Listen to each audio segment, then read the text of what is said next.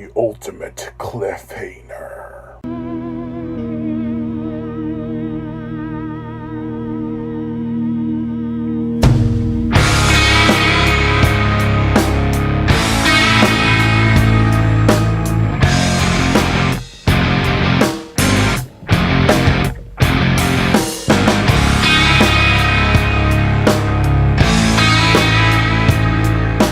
Kronos Rising Kraken, Volume 2, the 2018 novel by Max Hawthorne.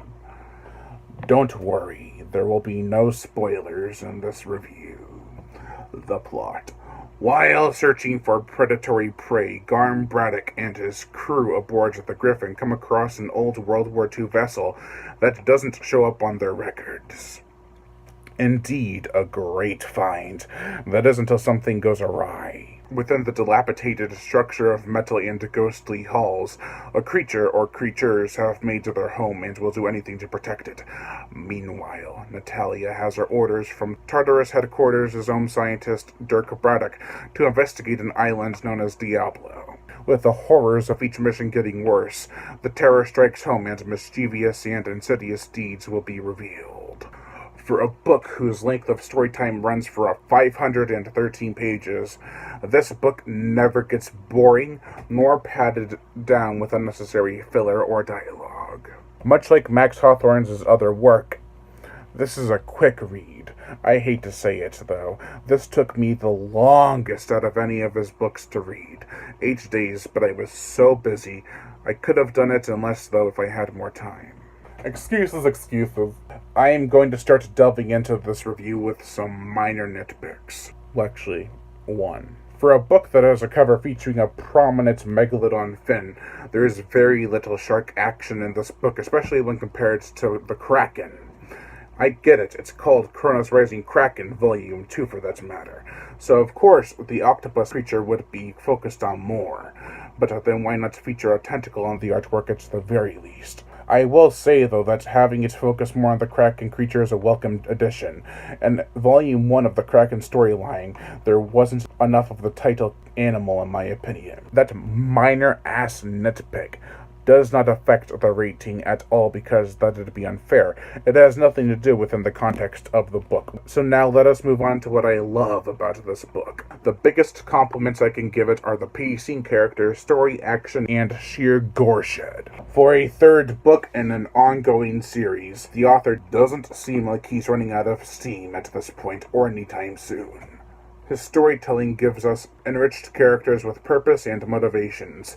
Even though most of the characters' backgrounds were told in Kronos Rising Kraken Volume 1, Max still hints at things from the past in this newest addition to the series, which makes it much easier to follow if you haven't read the previous books in a while, like me. It is a story that is filled with wonder, adventure, and, of course, action.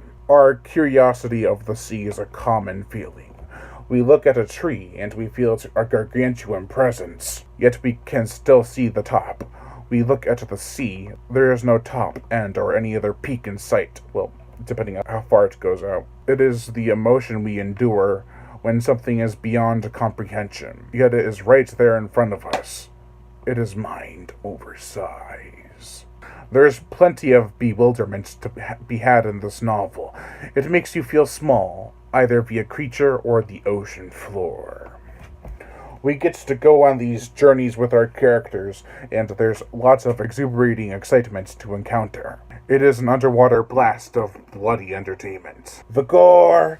There are some gory bullet hits, people eaten by aquatic reptiles and dinosaurs alike, and more. I don't want to spoil too much, but I will say, I didn't care about the gore.